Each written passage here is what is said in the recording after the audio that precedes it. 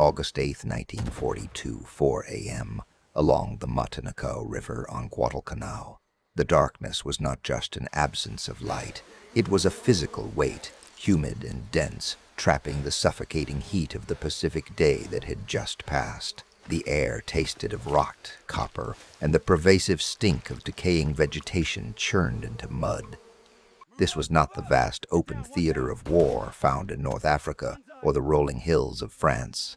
This was the brutal geometry of the jungle, a war fought without fields of fire, defined entirely by proximity. The Pacific War, specifically the campaigns for islands like Guadalcanal, New Guinea, and later Tarawa, established a standard of combat that defied nearly all existing military doctrine. Terrain dictated tactics, and here the terrain was a living enemy. The triple canopy jungle swallowed sound. Twisted direction and read long-range engagement nearly impossible. Visibility often plummeted to less than 15 feet, reducing battalions to single-file columns moving blind beneath a perpetual green twilight. This immediacy defined the conflict. When contact was made, it was sudden, violent, and often point-blank. There was no room for sophisticated maneuver, only the primal necessity of eliminating the threat, literally standing 5 paces away. The noise was deafening, yet localized: the snap of a branch, the frantic hammering of an automatic weapon, the terrifying screech of a shell overhead. But the sounds never traveled far. The jungle absorbed them, making every attack feel isolated, every defense an act of solitary desperation. For the soldiers tasked with taking these strongholds, often built into the reverse slopes of ridges or carved deep into volcanic rock, the environment itself was corrosive. Uniforms rotted off the body in weeks. Feet never dried. Disease, malaria, dengue, dysentery was responsible for more casualties than bullets in the initial stages of many island battles. The enemy was everywhere, in the trees, in the mud, in the fevered sweat dripping into the soldiers' eyes. The Japanese Imperial Army had perfected the art of defensive geometry in this unforgiving landscape. They did not build simple lines of trenches. They created interlocking defensive systems, often utilizing natural caves or excavating deep, mutually supporting pillboxes made of reinforced coconut logs and earth. These positions were designed not to be taken by simple frontal assault, but to bleed the attacker dry slowly, yard by bloody yard. The American advance thus became a study in attrition and engineering. Flamethrowers were necessary not merely to clear a position, but to cook the defers out of bunkers too thick for artillery. Grenades became the primary means of clearing trenches, delivered in desperate, overhand tosses into unseen darkness. The trenches themselves were nightmares. Dug into the soft, rain-saturated earth of the jungle floor, they rapidly filled with putrid water, serving as breeding grounds for mosquitoes and holding tanks for the dead. A trench line on Guadalcanal was not a clean, neat scar across a field. It was a labyrinthine, mud-soaked scar, often connected to spider holes and firing pits by barely discernible tunnels. Life inside them was a constant state of damp, low-lying dread. Sleep was sporadic, punctuated by the chilling, ritualistic sounds of the Japanese patrolling at night or the sudden, close burst of a mortar round. It was in this claustrophobic environment that the tactics of the two forces clashed most violently. For the Japanese soldier, highly trained in close-quarters combat and steeped in the Bushido code, the ultimate expression of courage was the Banzai charge. This was not just a desperate rush. It was a terrifying, organized assault intended to break the enemy psychologically through sheer, sudden proximity and the terror of cold steel. The plan was to close the distance so rapidly that American firepower, their great advantage, could not be brought to bear effectively. They would emerge from the darkness or the dense foliage, often screaming, bayonets fixed to their Arisaka rifles, seeking to turn the battle into a personalized knife fight within the confines of the trench line. The American response had to be equally immediate and overwhelming. When the Japanese closed, the fight devolved instantly from rifle marksmanship to frantic, weapon of opportunity combat. This desperate convergence of lethal force, dictated by the geometry of the jungle and the constraints of the trenches, demanded weapons that could deliver catastrophic force instantly and reliably, at distances sometimes measured in feet, not yards. The standard M1 Garand, magnificent in open combat, could be cumbersome in a flooded trench. The moment of truth, when the screaming charge hit the defensive line, required something faster, broader, and utterly unforgiving. It was a war defined by the 6-foot radius, the distance a man could swing a knife, the maximum effective range of a hand grenade, or the length of a fixed bayonet. To survive this brutal intimacy required not just skill, but a willingness to embrace a type of warfare that stripped away any veneer of civilized combat, leaving only the animal necessity of kill or be killed in the mud-soaked darkness. It was here, in the trenches of the Pacific, that the American military began to rediscover and brutally refine weapons traditionally associated with self-defense and police work, arms capable of delivering a shocking final impact against a charging, unstoppable enemy. This shift in firepower philosophy marked the recognition that in the jungle, the rule of engagement was less about precision and more about immediate, terrifying annihilation. The lessons learned here, paid for in blood and mud, would forever change the tools and psychology of modern infantry fighting, establishing a terrifying precedent for combat in the most confined spaces on Earth. March 15, 1944, deep within the tangled perimeters of Bougainville, while American forces rapidly adapted their arsenal to the savage intimacy of jungle fighting, prioritizing tools of overwhelming, instantaneous destruction, the Imperial Japanese Army remained anchored to a philosophy that transcended mere metallurgy. Their doctrine held that the purity of the spirit, the trained will of the soldier Seishin Kyoku was the decisive factor, capable of overcoming any material or technological disparity.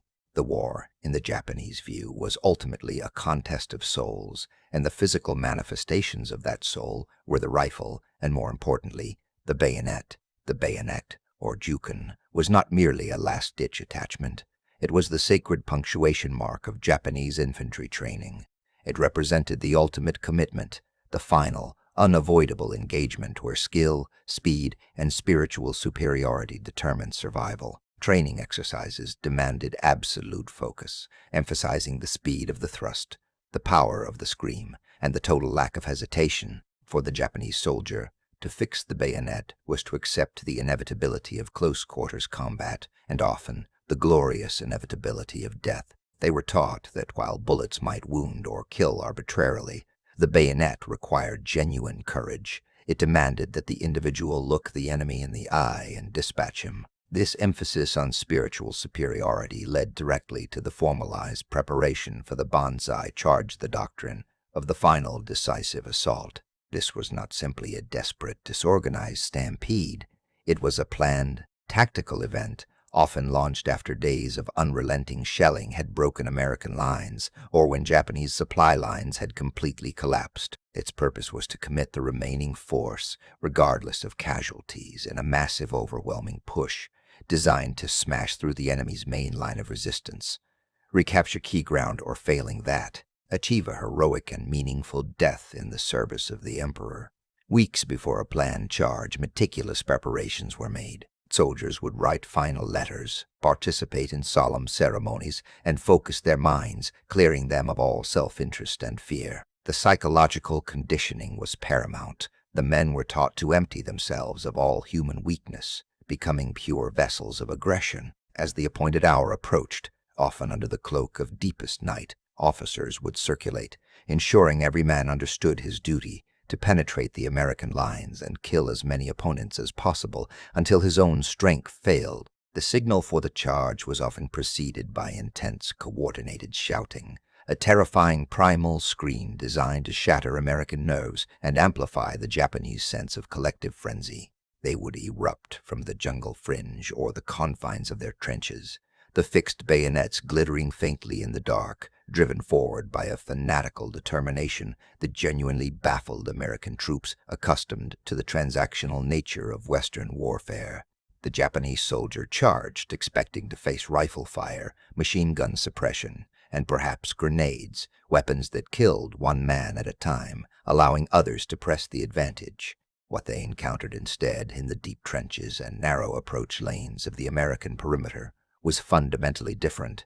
they were met by the terrible, roaring blast of the American pump-action shotgun. The sheer physical impact of the heavy 9-pellet buckshot load, often delivered by soldiers holding their fire until the enemy was just yards away, was catastrophic. A man dedicated to an honorable duel with a bayonet was instantly read into a bloody, unrecognizable wreck, often knocked completely off his feet by the kinetic energy of the impact. Where the bayonet demanded intimacy, the shotgun delivered annihilation before that intimacy could be achieved. The pattern of shock delivered widespread, shallow trauma across the chest and abdomen, often tearing away vital organs or shattering limbs, destroying the physical capability to complete the charge instantly. For a doctrine built on the premise of the focused, spiritually guided warrior, the shotgun blast was a psychological weapon of unparalleled cruelty. It negated the value of training, the purity of the thrust, and the concept of a heroic fight.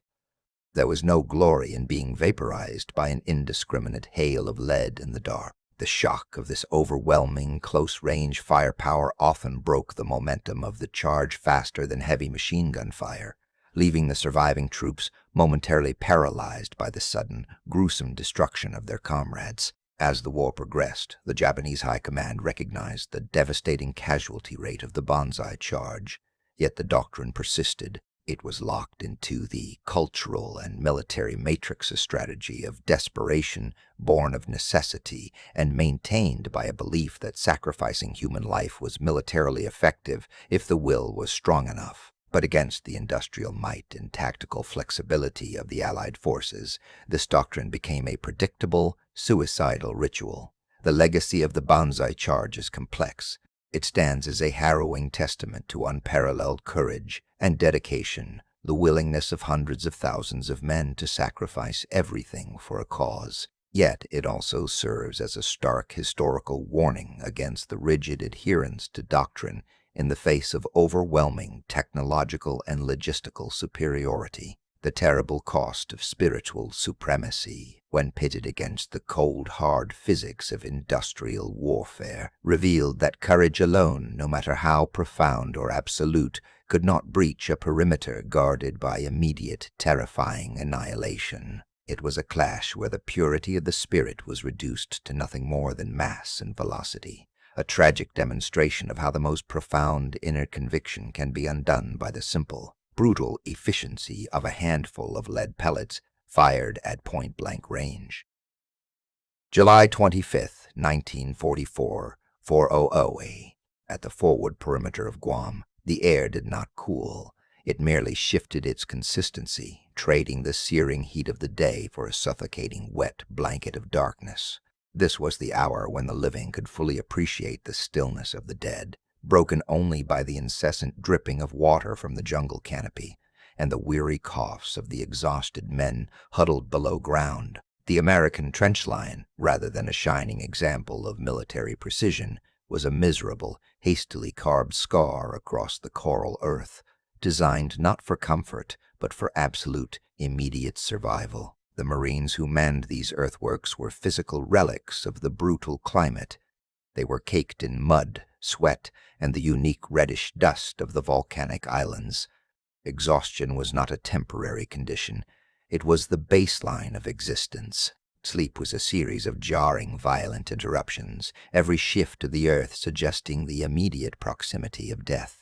The pervasive heat generated a mental and physical fatigue that demanded superhuman effort simply to remain alert, let alone fight a bayonet charge. Their doctrine was simple. Every man was a node in an interlocking web of fire, and nothing, under any circumstances, was permitted to enter the perimeter alive. While the Japanese relied on the shock of the massed charge driven by spiritual conviction, the Americans relied on volume, density, and above all, the physics of overwhelming kinetic energy. They understood that in the 3-foot-wide confines of a trench where two charging soldiers were separated by mere yards of dirt and barbed wire, the standard infantry rifle was often too slow, too precise, and too restrictive in its rate of fire. The answer lay in the weapons designed for immediate horrific stopping power.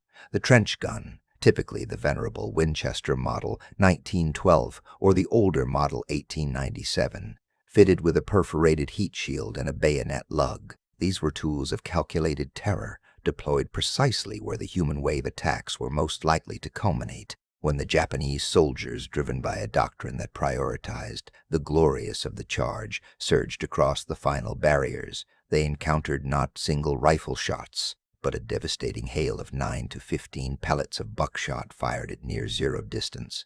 This use of the shotgun in the trenches transformed close combat from a contest of skill and bayonet reach into an industrial grinding process. The blast radius of buckshot eliminated the need for precise aiming in the dim light and smoke-choked confines. A single pump-action shell delivered the trauma equivalent of multiple pistol rounds simultaneously, tearing through muscle and bone, instantly neutralizing the momentum that was the psychological engine of the Banzai attack. The lead pellets created widespread, catastrophic damage, ensuring that even if the target survived the initial impact, they were immediately removed from the fight, their will to continue obliterated by the sheer physical shock. For the Japanese soldiers who expected a fierce but traditional contest of individual courage man against man, the shotgun was a shocking, demoralizing agent of destruction. It was impersonal, widely dispersed, and fundamentally dishonorable in the context of their military tradition. It robbed the charge of its intent climax, replacing the ritual of the bayonet fight with instant, anonymous butchery. The Marines who wielded these weapons often found themselves steeped in the most visceral forms of combat. Their uniforms were permanently stained with the evidence of proximity, yet there was an icy pragmatism that drove them. They were not fighting for glory in that moment, but against being overwhelmed by a flood of determined men who would offer them no quarter. The shotgun was the insurance policy against annihilation, the brutal efficiency required to maintain a defensive line under duress from an enemy that refused to retreat or surrender. This strategic adoption of overwhelming immediate force revealed a key distinction in the two nations' approaches to warfare. The Japanese elevated the sacrifice of the individual to a religious dogma, while the Americans, facing the existential threat of that dogma, focused ruthlessly on maximizing the immediate incapacitation of the enemy mass. They weaponized physics to negate faith. The legacy of the American trench defense in the Pacific is one of tragic necessity. The Marines endured the crushing humidity, the relentless insects, the constant state of hypervigilance, and the psychological burden of fighting an enemy that seemed to value death over deviation. They held their lines not because they were untouched by fear, but because they had adopted the necessary tools, no matter how savage or crude, to win a war of absolute attrition. The trench gun was a loud, horrifying testament to the truth that sometimes, in the most extreme conditions of combat, humanity's deepest convictions can be instantly undone by the simplest mechanism of brutal efficiency, reducing heroism to a matter of ballistics and the swift, unforgiving application of mass and velocity. This cold, hard reality of lead and powder ensured that the trench lines held, but the cost, both physical and moral, was a shadow that followed every survivor home. February 26, 1945, midnight, on the volcanic slopes of Iwo Jima. The shadow that followed the survivor home often smelled sharply of gunpowder and bore the distinctive rattle of steel against steel, the metallic sound of a pump slide cycling home. Out of the darkness of the Pacific campaigns emerged a weapon that was less a rifle and more a terrible, purposeful, blunt instrument. The Winchester Model 1897 officially designated the trench gun. It was an adaptation born of desperation, recalling a similar deployment in the mud of the Great War. But here, against the deeply entrenched Japanese defers committed to the final yard, it found its ultimate, horrifying niche. The Japanese forces, relying heavily on entrenched positions and a warrior ethos that culminated in the sacrificial Banzai charge, placed maximum pressure on American positions in the close confines of the volcanic sand and narrow defiles. This environment negated the M1 Garand's range advantage and often rendered the heavy machine gun ineffective due to the sudden, chaotic nature of the close-in fighting. The battle was fought at conversational distances, where human strength and ferocity were supposed to matter most. The Model 1897 was introduced to render those ideals utterly moot. Unlike the precision of the focused burst of a BAR, the Winchester 97 offered overwhelming volume across an extremely short distance.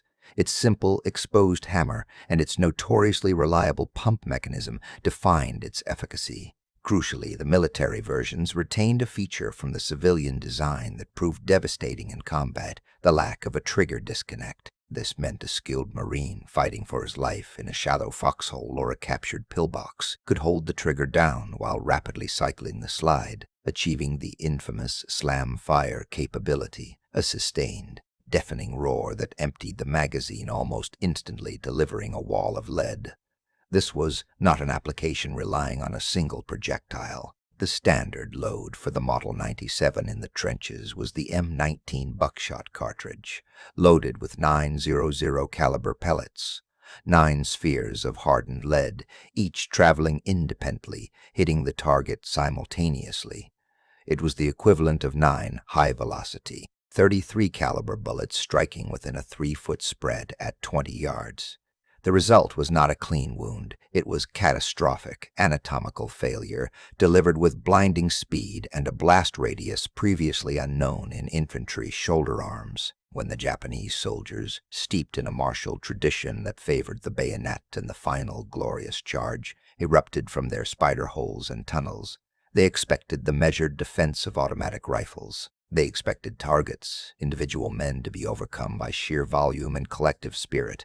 Instead, they met the trench broom. Imagine the scene: the narrow confines of a captured trench line, illuminated intermittently by flares or the muzzle flash of tracers, the air thick with the acrid stench of cordite and pulverized rock. A wave of screaming infantry, fixed bayonets glittering under the weak light, rushes the American position. The Marine holding the 97 doesn't engage in traditional aiming. He simply points the bore into the mass. The first blast turns the front element of the charge into a ruin. The formation instantly loses its cohesion. Where a rifle bullet might pierce one man and wound another, the buckshot tears through severing the forward momentum and disrupting the entire wave. The psychological effect was immediate paralysis. The energy and fanaticism built into the charge shattered because the target was no longer a man, but the space around him, a guaranteed field of devastation. The Japanese leadership quickly registered angry protests, echoing the futile objections the Germans had raised decades earlier when faced with the same weapon in the forests of France. They deemed it inhumane, arguing that the buckshot inflicted wounds designed not merely to stop, but to utterly destroy the human body, leaving no chance for recovery, violating the supposed rules of engagement regarding projectile fragmentation. Yet the tactical reality superseded the moral objection. For the desperate Marine Corps squad leader facing insurmountable odds in a subterranean labyrinth, the 97 was the ultimate equalizer. It required minimal specialized training, yet yielded maximum results in the chaotic, close-range environment of a fortified cave mouth or a shallow cut in the earth. The ability to instantly clear a room or a short segment of trench, to eliminate multiple threats with a single pull of the trigger, meant the difference between a successful hold and an absolute rout. The Winchester Model 1897 remains a stark monument to the evolution of warfare driven by proximity. It reminds us that technology, when applied to close-quarters combat, often reverts to simple, devastating physics. The trench broom did not win the Pacific War, but it made the bloody process of seizing those final few yards of enemy earth survivable.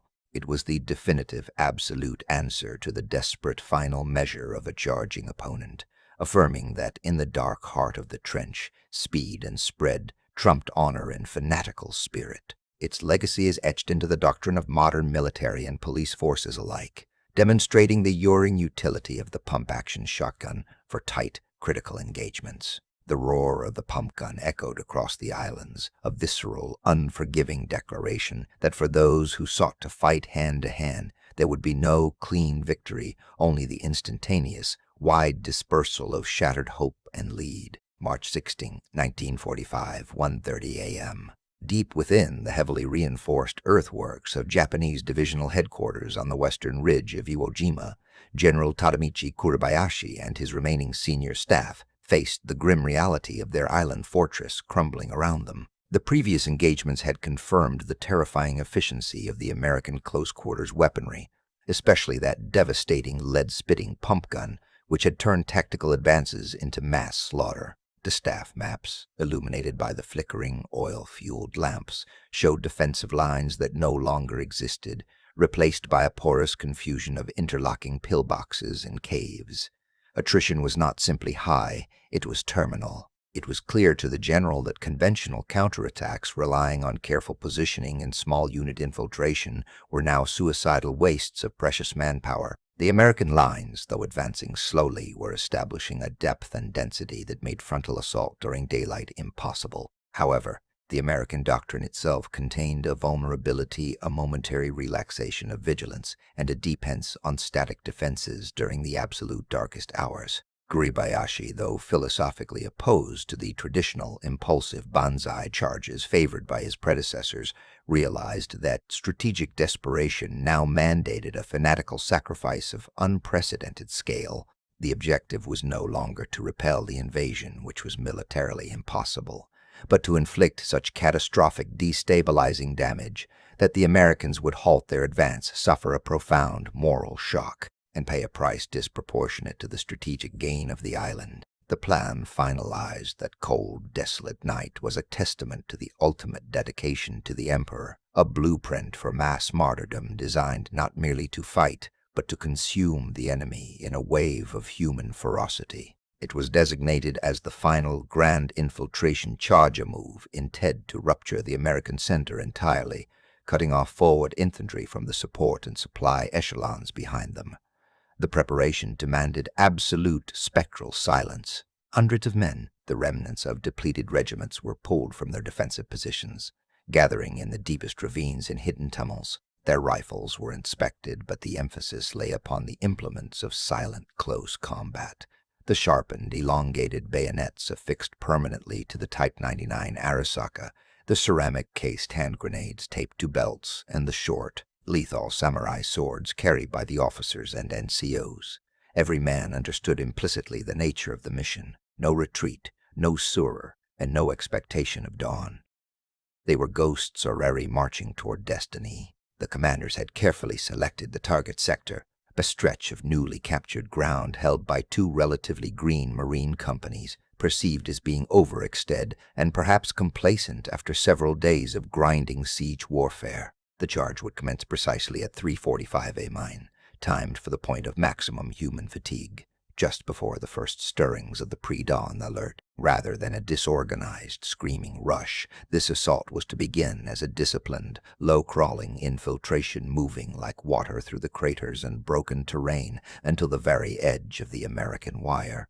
Only then, upon the signal flare, would the massive force rise simultaneously, unleashing the famous blood-curdling shout, the rallying cry of the Banzai designed to paralyze the enemy with terror before the bayonets found their mark. The sheer volume of the planned attack was their primary weapon. When the Americans had faced small charges, the spread of the shotguns and the focused fire of machine guns had proved decisive. But the Japanese strategy for this final assault relied on saturation, throwing so many bodies against the line that no amount of automatic or scattergun fire could possibly eliminate them all before the initial wave breached the defensive holes. If even 10% of the charging force broke through, they would be loose in the command posts, disrupting radio communications, targeting medical aid stations, and slaughtering sleeping artillery crews, turning the American rear into a chaotic slaughterhouse, while the Japanese silently affixed their bayonets and whispered their final prayers. The American lines remained unaware of the precise scale of the disaster being plotted against them, but they were not wholly unsuspecting. Marine corporals, veterans of Guadalcanal and Tarawa, knew the rhythm of the Imperial forces. They had spent the evening reinforcing sandbags, laying tripwires, and, most importantly, ensuring that the critical defensive tools were fully serviced. Ammunition bearers lugged extra crates of 12-gauge shells up the ridges, understanding that the only reliable countermeasure to human wave attacks was overwhelming density of fire. Flamethrowers were topped off with fuel, their operators nervously checking the ignition mechanisms. The line was thin, exhausted and desperately holding on, yet their technology was ready to answer fanatical resolve with devastating industrial efficiency. As the appointed hour drew near, the silence over the battlefield became crushing a pregnant void, broken only by the sound of shovels scraping rock and the distant metallic click of a bolt being drawn back. The Japanese soldiers, huddled together in the darkness, internalized the final instructions. Success meant death only after they had killed 10 enemies. Failure meant death with honor nonetheless.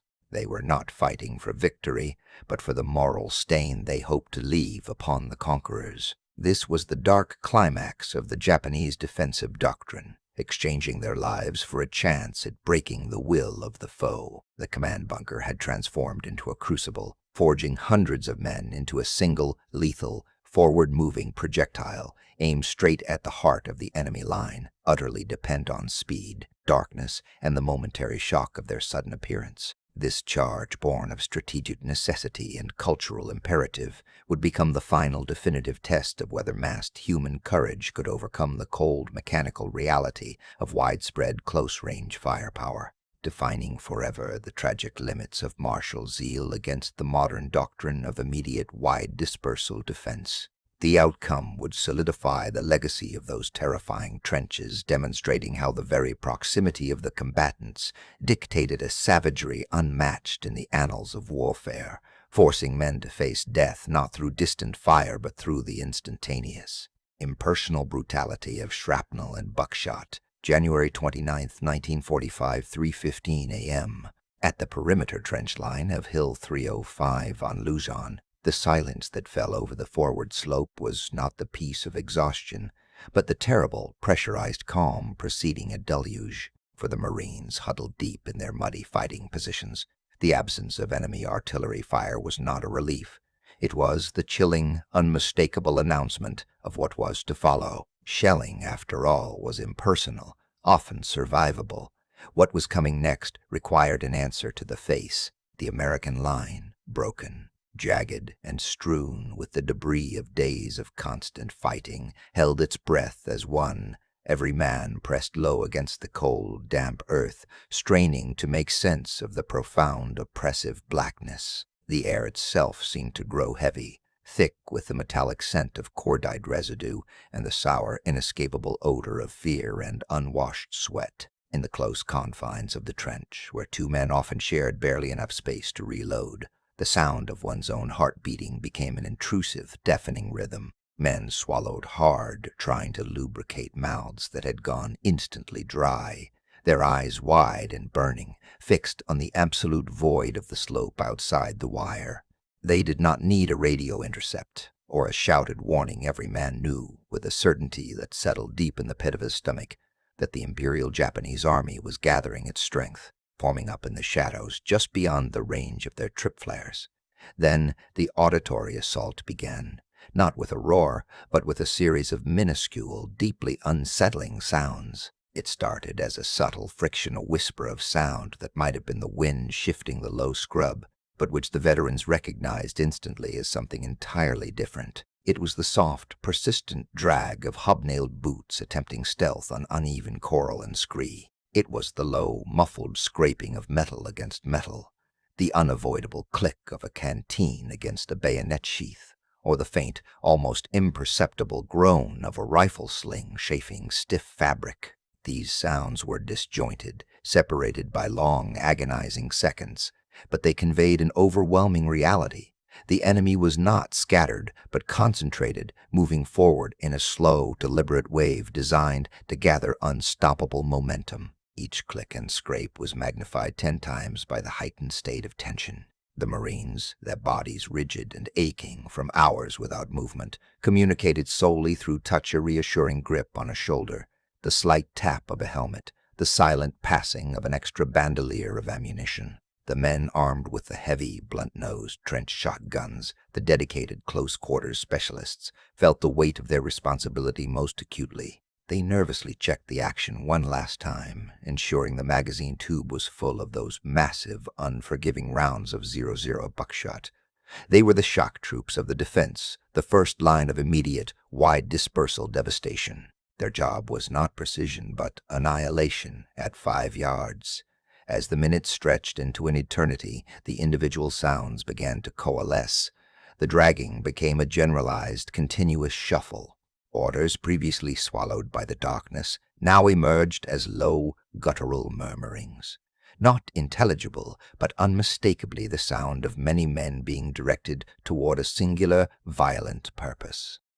The line was now only 50 yards distant, perhaps less. The American soldiers could almost sense the collective physical pressure exerted by the mass of infantry, gathering just below the ridge line, a terrible, invisible strain building against their thin defensive curtain. The tension was so great that when a loose piece of coral finally gave way, clattering loudly down the slope, the sound was like a thunderclap, momentarily shattering the control the men had maintained over their breathing. That sound was the cue. It was the moment that discipline broke into zeal. The silence evaporated entirely, replaced by a terrible, unified sound, the metallic shrieking of hundreds of Type 30 bayonets being fixed in unison, followed instantly by the first high-pitched, ululating cry. It was the sound of martial tradition crashing headlong into modern mechanics.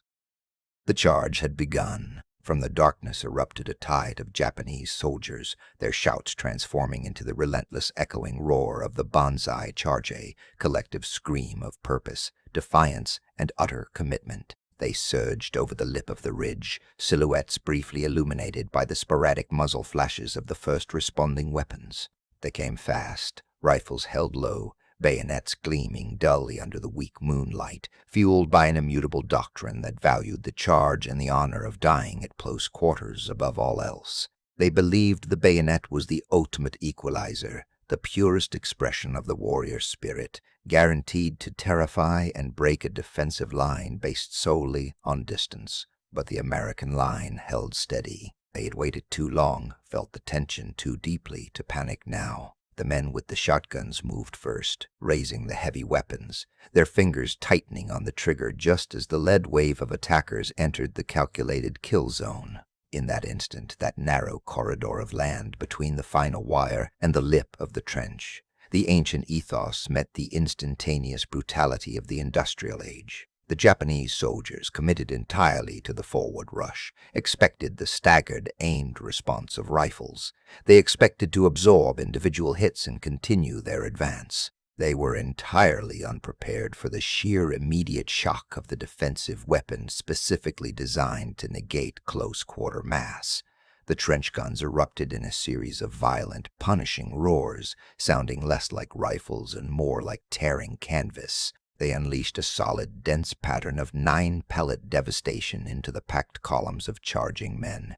The effect was instantaneous, devastating, and absolute. At that range, the buckshot pattern was only a few feet wide, transforming the lead men of the charge into a shredded, broken wall of collapsing flesh and equipment. Where a rifle bullet might take one life, the shotgun blast ripped apart an entire tactical unit, tearing through muscle and bone with a savagery that defied recovery. The men who had been shouting moments before were silenced mid-stride, their martial enthusiasm dissolving into the cold, surgical reality of close-range ballistics. This terrible efficiency, born out of the necessity of jungle fighting, ensured that the lessons learned on these brutal island trenches would be permanently etched into the doctrine of modern infantry combat. It proved, beyond any doubt, that spiritual zeal, no matter how profound, could not withstand the geometric certainty of widespread fire. The deferrs, once terrified by the silence, were now engaged in the bloody work of survival, utilizing every tool, the shotgun, the hand grenade, the automatic rifle, to transform the very ground before their trench into a barrier of immediate, unforgiving death, ensuring that the legacy of this terrible place would forever be defined not by the valor of the charge, but by the overwhelming, terrible finality of buckshot. January 29th, 1944, 4:15 a.m. At the northern perimeter of Roy Namor, the dreadful silence of the hours before dawn was instantaneously vaporized by a collective, inhuman scream that seemed to tear the very fabric of the tropical night. It was the sound of the Banzai, the cry of 10,000 years, amplified by desperation and distilled into pure physical momentum. The ground, already churned into muck and stained by prior encounters, began to tremble not from distant shelling, but from the synchronized pounding rhythm of hundreds of boots racing toward the narrow, dug-in American line. The charge was not a trickle or a probing assault. It was the entire remaining force committed to one final, annihilating rush, aimed at achieving victory through sheer, overwhelming human mass. The American Deferrers, despite having anticipated the counterattack, felt the instinctual jolt of terror as the first shadows materialized into running, shrieking, bayonet-wielding figures. The sustained stream of machine gun fire that had characterized the preceding skirmishes suddenly seemed inadequate, too slow to catch every target, too precise to stop the sweeping wave. For a critical moment, the geometric certainty of widespread fire was defeated by the sheer volume and speed of the incoming targets. The initial volleys from the standard M1 Garands and the heavy mines, 30-caliber machine guns, did their terrible work, carving bloody swaths through the leading ranks, stacking bodies one upon another, momentarily slowing the tide. But the men behind the fallens simply leaped over the corpses of their comrades, their momentum unchecked by the gruesome obstacles. The training, the cultural imperative, the spiritual commitment to death before dishonor transformed the Japanese soldier into an unstoppable, albeit tragic, projectile. They were upon the wire, tearing through the thin, hastily laid concertina, not bothering to cut it, but simply pressing their bodies against the barbs until the weight of the charge ripped through the defenses. The battlefield became a vortex of noise, the rattling staccato of automatic weapons struggling to keep pace, the heavy thwump of American fragmentation grenades detonating just yards from the lip of the trench, and above it all, the relentless, piercing, guttural shouts of the charging enemy. Then the distance closed to zero.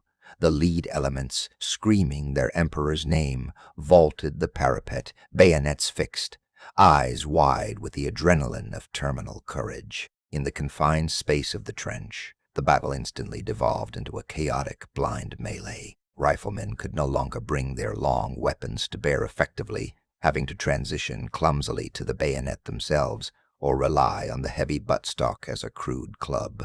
The Japanese expectation was a duel, a close, personal confrontation between cold steel and determined will. What they encountered instead, in the deep shadows of the earthworks, was the brutal American solution to the problem of short-range stopping power. This was the moment the trench specialists came into their own. Behind the struggling riflemen, the combat engineers and designated close-quarters fighters, often armed with weapons considered archaic or unorthodox by European standards, began to pour fire directly into the oncoming mass within the confined channels of the trench. The sound of the pump-action shotgun, distinct and terrifyingly final, replaced the rapid cycling of the rifle. The effect was instantaneous and shocking. A single blast of buckshot, fired almost point-blank into the face of a rushing man, did not simply wound.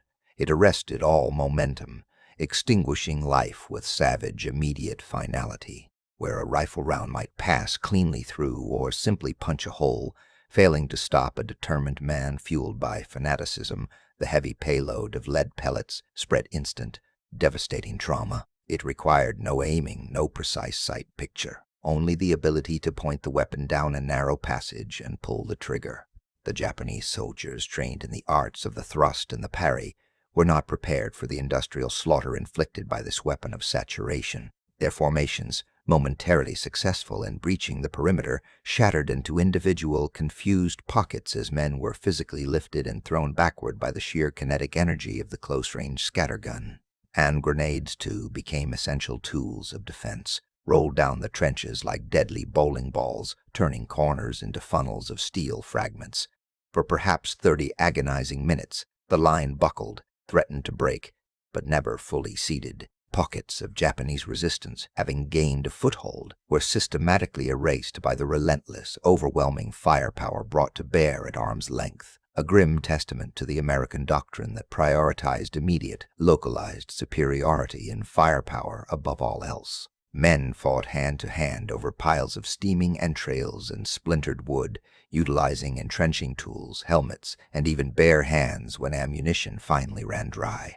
As the sun began its ascent, revealing the full horror of the carnage, the momentum of the Banzai attack finally decisively failed. The few remaining Japanese soldiers, isolated and now lacking the critical mass to sustain the charge, began the desperate, suicidal defense of their captured positions, or melted back into the shadows to await certain death at dawn. The cost was astronomical on both sides, but the trenches held.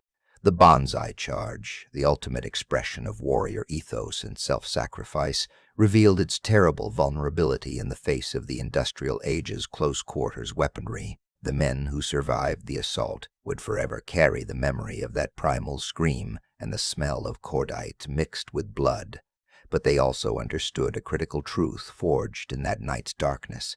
Heroism, however profound, could not withstand the geometric certainty of widespread fire, especially when delivered via the blunt, unforgiving payload of a common 12-gauge shotgun. The legacy of that desperate push was not a victory of spirit, but a horrifying confirmation of the cold, tactical efficiency of specialized weaponry in close combat, a lesson brutally learned and written in the hundreds of bodies piled against the American lines, redefining warfare through the sheer finality of its technological imbalance. February 24th, 1945, 3017 a.m. Along the contested high ground of Iwo Jima, the air itself seemed to tear open, not just with the familiar rapid stutter of the Browning machine guns, but with a deep, resonant, echoing boom that defied the typical soundscape of tropical warfare.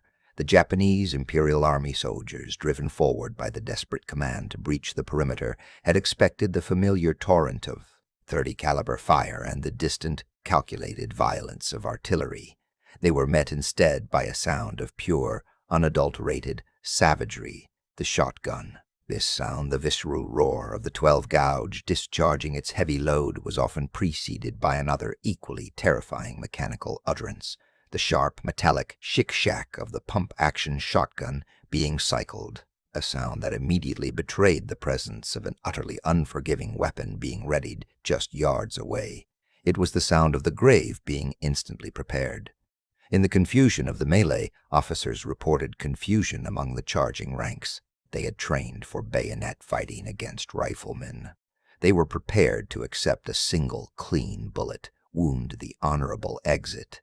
They were not prepared for the brutal physics of buckshot. When the lead rain arrived, it arrived not as a single piercing object, but as a dense, high-velocity cloud of heavy oiled lead pellets, typically 9 to 15 balls of .00 buck, each roughly the diameter of a pistol bullet. At the extremely close ranges of trench clearing or defensive perimeter holding, the spread had barely begun to diverge. The result was a horrific concentration of mass and velocity impacting a single human target simultaneously. The effect was instantaneous and absolute. Men who had been sprinting forward, fixed bayonets glittering in the faint light of flares, ceased all forward momentum instantly. Where a rifle round might inflict a catastrophic but localized wound, the buckshot delivered systemic, immediate trauma. Bone structure collapsed, not shattered, but simply pulverized under the multiple impacts. Organs were devastated across a wide field of fire. There was no recovery, no wounded, staggering back to the lines. Only an immediate, brutal finality that left the charging lines gasping in the humid night air, momentarily paralyzed by the sheer physical shock of seeing their comrades instantaneously transformed from aggressive warriors into lifeless pulped masses. The tactical reality of this defense quickly permeated the attacking force. They recognized that the American Marine lines, when utilizing these close-quarters weapons, could not be swamped by sheer numbers. The rate of fire, combined with the devastating spread, meant that even a marginally aimed shot at 10 yards could neutralize 2 men packed closely together in a bunker entrance or a trench choke point. The close combat specialty of the Japanese soldier, their belief that proximity favored their bayonet skills, was being negated and brutally reversed by a weapon designed specifically to dominate the space between 5 and 50 feet. Marines armed with a Model 97 or the robust Model 12 shotguns were often tasked with manning the narrowest sectors of the defensive line, relying on instinct and the weapon's capacity for immediate follow-up shots. A single Marine, proficient with the pump action, could unleash 6 rounds of buckshot in the time it took a Japanese rifleman to shoulder, aim, and fire 2 shots. This technological asymmetry created a kill zone that reread the traditional Banzai charge, an exercise in mass suicide rather than a viable tactical maneuver. The shock was not merely physical, it was deeply psychological. The Japanese soldiers' doctrine emphasized spiritual superiority and unflinching commitment, qualities that were meant to overcome mere material deficits. But the shotgun delivered a message that transcended spirit. It demonstrated that certain technological applications created geometric impossibilities. A man charged with a bayonet held a single, precise threat. The Marine responding held a decentralized, devastating cone of pure lead geometry. The use of the shotgun in the Pacific immediately became a point of fierce contention, mirroring its controversial history decades prior in the trenches of the First World War. The Japanese High Command formally protested its deployment to the American government, labeling the buckshot delivery system as a cruel, inhumane weapon designed to inflict unnecessary suffering, a protest that was ultimately dismissed, as the weapons did not violate the established rules of war and were classified as standard military hardware. But the protest itself confirmed the weapon's effectiveness. It was not just a deterrent, it was a psychological weapon that challenged the foundational belief system of the Japanese fighting spirit. If the bayonet charge represented the pinnacle of honorable personal commitment, the shotgun represented the cold, efficient industrial answer to that commitment, a tool that minimized personal risk while maximizing enemy destruction in the most confined, terrifying spaces of the Pacific campaigns. The legacy of the shotgun in the trenches of Peleliu, Tarawa, and Iwo Jima was not written in strategic victories, but in the immediate, visceral failure of courage to overcome close-range, specialized lethality. It proved that in the cruel mathematics of modern infantry combat, proximity did not guarantee success for the attacker when the defer wielded a weapon engineered specifically for close-range obliteration. The sound of that buckshot roar and the swift total annihilation it promised forced a brutal reckoning, compelling the remaining Imperial forces to abandon large-scale frontal assaults in favor of the subterranean attritional defensive final, grudging acknowledgement that the era of the open-field charge had been permanently closed by the merciless geometry of specialized lead. January 29, 1944, 4:30 a.m. Near the village of Enogai on New Georgia, the silence that followed the close-quarters contact was not peace, but a vacuum violently created by dozens of simultaneous detonations. It was a silence punctuated only by the low, wet sounds of settling debris and the choked final exhalations of men whose anatomies had suddenly become irreconcilably damaged. The Japanese charge, executed with fanatical discipline and relying on the weight of massed resolve, had been not merely repelled, but instantaneously dissolved. Where seconds before there had been a cohesive, surging line of soldiers brandishing polished steel, there now lay a density of casualties that defied the statistical expectations of conventional warfare. The immediate view was one of comprehensive, localized ruin. American soldiers, peering cautiously over the earthen parapets, saw bodies draped unnaturally over concertina wire, not pierced cleanly by high-velocity rifle rounds, but hammered by the collective kinetic trauma of 9 or 12 heavy lead pellets striking at once. Uniforms were not merely torn. They were shredded at the impact zones, exposing tissue trauma that shocked even the hardened Marines. The wounds were gaping and ragged, appearing less like the result of aimed fire and more like close-range encounters with fragmentation munitions. Faces, the intent target in the heat of a bayonet thrust, were often reared unrecognizable. A single blast from the trench gun at 10 yards could neutralize 3 men aligned too closely, ripping the lead spray through the first, shattering the collarbone of the second, and delivering a disabling spray to the flank of the third. For the Japanese survivors, pinned down in the muddied approaches or forced into temporary retreat, the sight was one of profound bewilderment mixed with terror. They had understood the machine gun. They had confronted its relentless spray across countless battlefields in China and the Pacific. The machine gun was a swift reaper, but its method was understandable, its lethality probabilistic. The shotgun, however, was fundamentally different. It did not merely kill, It obliterated the capacity to fight in an instant, often without leaving a chance for a final, honorable act of defiance. The speed of the destruction suggested a callous disregard for the individual warrior, a purely mechanical efficiency that reread the Japanese soldier's spiritual commitment null. This psychological chasm was the weapon's truest power. To fall to a rifle bullet or even cannon fire was the warrior's destiny, a consequence of accepted risk. To be reduced to scattered fragments of flesh by a blast of heavy metal designed for clearing brush or hunting birds was perceived not only as a horrific death but as a tactical insult. They had been stopped by a weapon they deemed unworthy of the battlefield, a tool of such base utility that its success felt like a spiritual defeat, suggesting that American power transcended mere soldiery and relied instead on a cold, engineered brutality. Reports filtered back through the command structure of the 17th Army concerning the demon guns.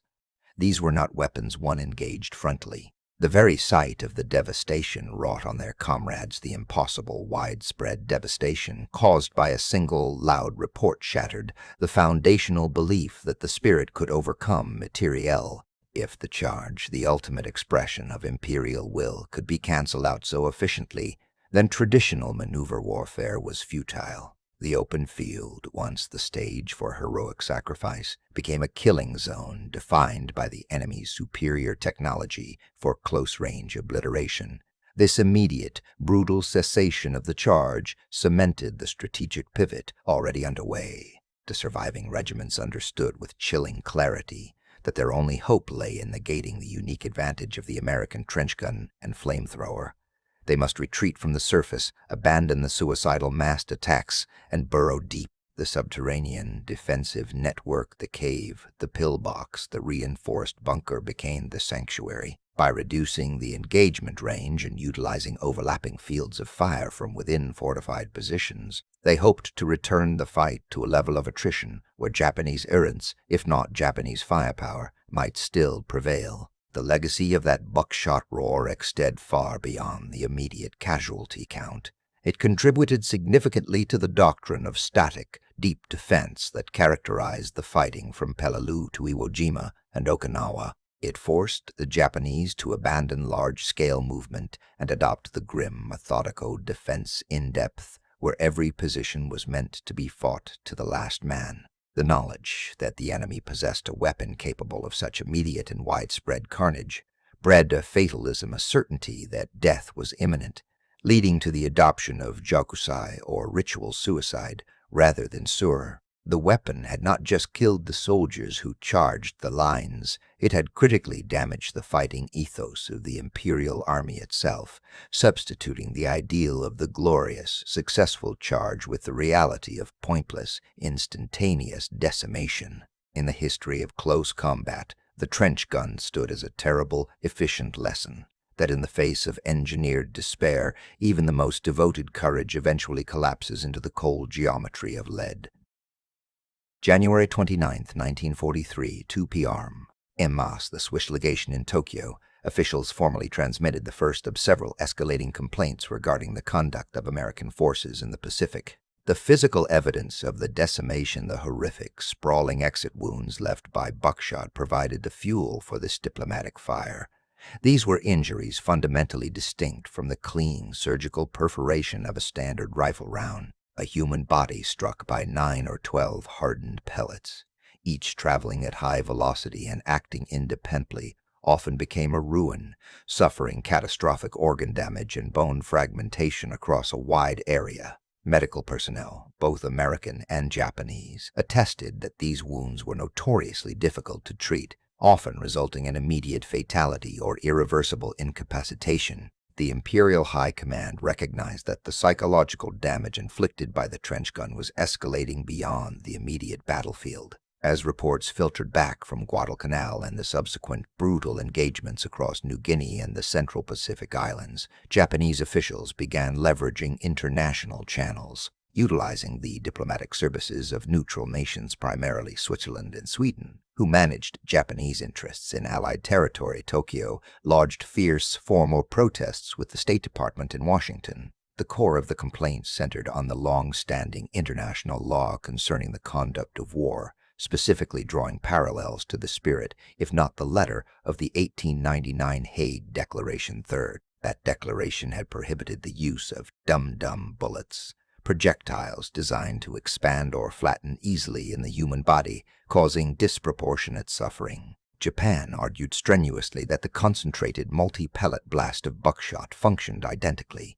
It was designed not merely to kill, but to maim and tear, causing grievous, irreparable wounds that were deliberately inhumane and violated the concept of necessary military force.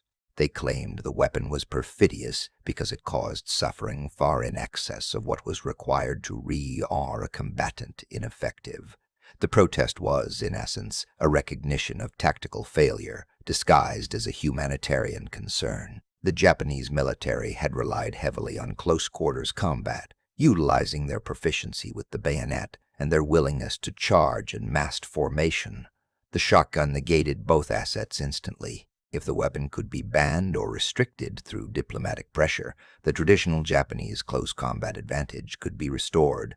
Washington's response was swift, professional, and entirely dismissive. In their formal reply, transmitted back through the neutral intermediaries, American diplomats and military legal advisors countered that the shotgun, particularly the riot and trench models, was a standard piece of military inventory used exclusively for defensive close-quarters combat patrolling, and clearing congested, confined areas functions entirely legitimate under the current interpretation of international military protocols. They emphatically rejected the comparison to dum-dum ammunition. The U.S. response emphasized that the Hague rules pertain primarily to rifle cartridges and projectiles designed specifically to explode or release poison, not simple lead shot used primarily for defense against massed, fanatical attack where accuracy and penetration were less vital than overwhelming stopping power. Furthermore, the American military legal justification pointed to the fact that the United States was not a signatory to all aspects of the 1899 and 1907 Hague Conventions, though it generally adhered to their principles. They asserted that the trench gun had been used legitimately and effectively in the previous World War, prompting a similar, though less widely broadcast, protest from the German Empire, which had also been rejected on the grounds of military necessity. For the U.S. High Command, the shotgun was viewed as a necessary equalizer against the tactics of Banzai charges, which themselves constituted an extreme form of attack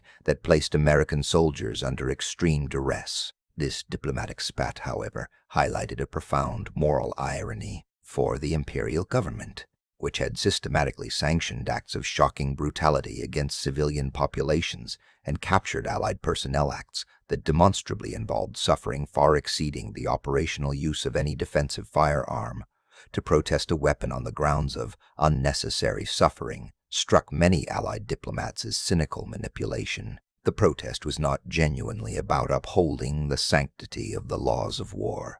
It was about regaining a lost tactical edge and attempting to undermine the morale of American troops by questioning their methods. The protest failed utterly to stop the use of the trench gun.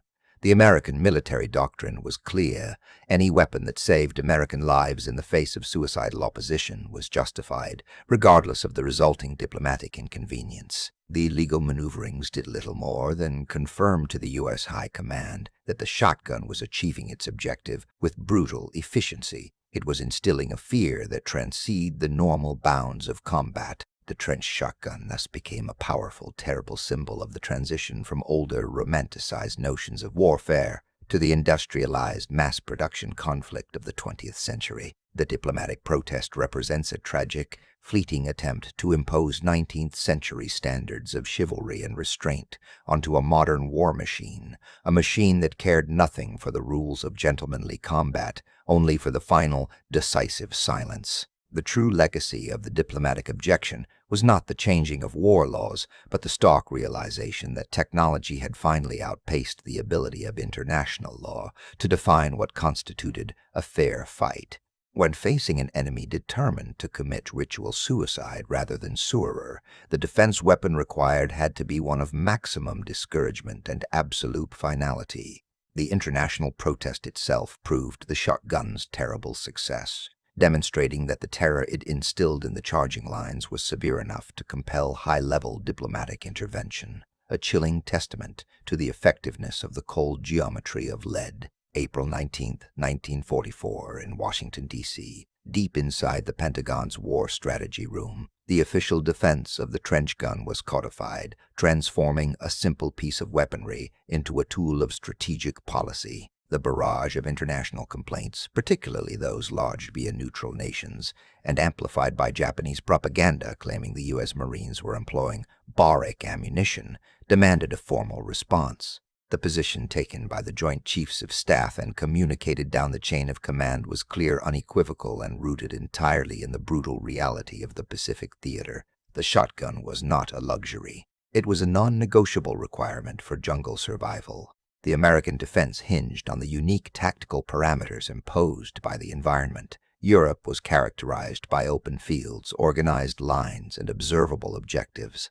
The Pacific Islands, however, were defined by dense, triple-canopy jungle, zero visibility beyond a few yards, deep coral caves, and intertwined root systems that turned every engagement into an instantaneous, frenzied melee. Here, the traditional rifle, with its inherent requirement for precision sighting and the time needed for bolt action or semi-automatic reloading, often proved inadequate in the critical seconds following a sudden ambush. When a Japanese patrol burst from the undergrowth, often screaming and already swinging a fixed bayonet, a Marine did not have the luxury of aiming a single, high-velocity projectile at a specific point on the enemy's anatomy. He needed instant, overwhelming, and absolute stopping power.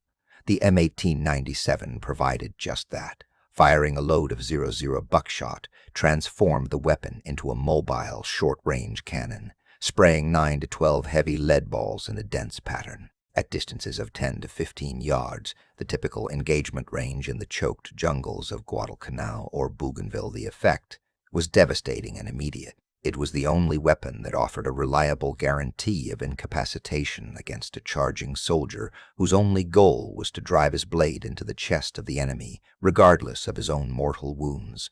The U.S. military legal teams forcefully rejected the interpretation that the use of buckshot violated the Hague Convention's prohibition on expanding or unnecessary cruel projectiles. They argued that the convention was designed for conventional warfare and targeted high-velocity, single-projectile rounds like dum-dum bullets, which were prone to cause horrific wounds at long range while not guaranteeing immediate death. Conversely, the shotgun shell was effective only at extreme close range, and its purpose was singular: to immediately disable a determined threat to ensure the survival of the combatant, a necessity driven home by the specific tactics of the Japanese forces.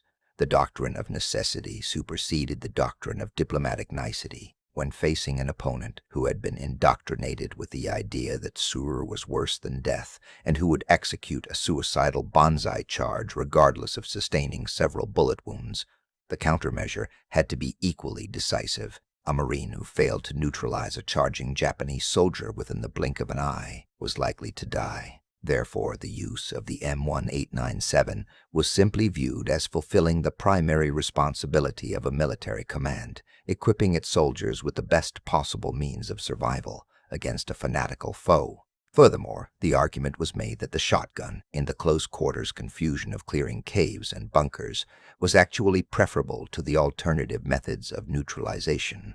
If the shotgun was deemed inhumane, what then was the flamethrower used to incinerate enemy fighters trapped in subterranean networks?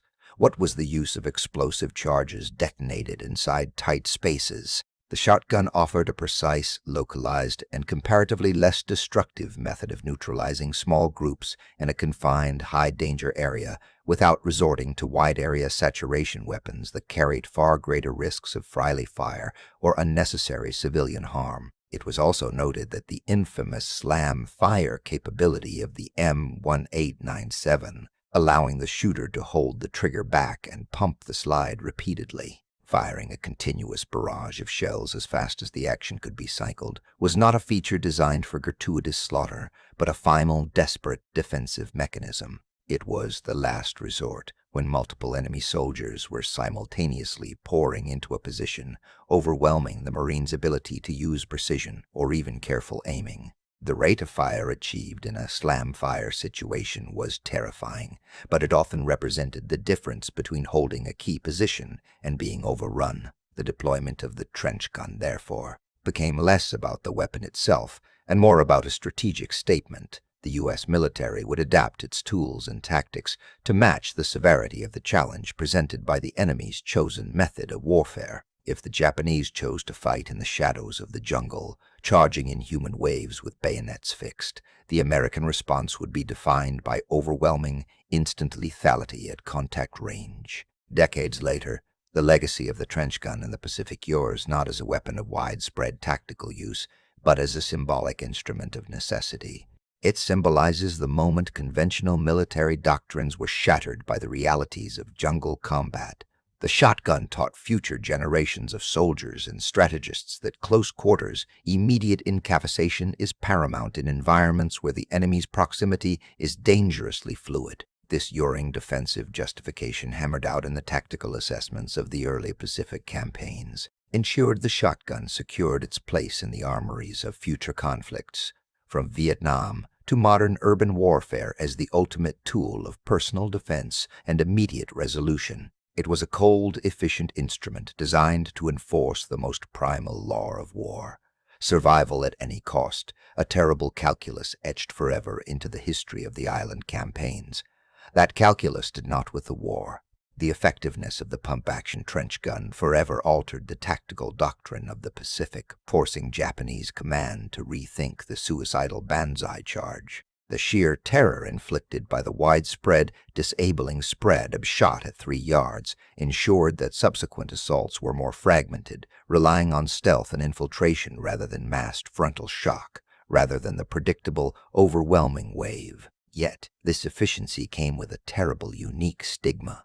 The historical record shows that enemies on both sides labeled the weapon as excessively cruel, hearkening back to the German protest during the First World War. It was not the clean, penetrating wound of a rifle bullet. It was brutal, disfiguring obliteration, leaving no chance for medical intervention or honorable succor. This fierce objection to the method, even amidst the industrial scale of murder that defined the conflict, reveals the Uring and terrible paradox of total war, nations arguing over the civility of the specific instruments they use to achieve mass slaughter. The shotgun ultimately stripped away the romanticized facade of close combat, replacing the idealized bayonet duel with a deafening blast and instant ruin.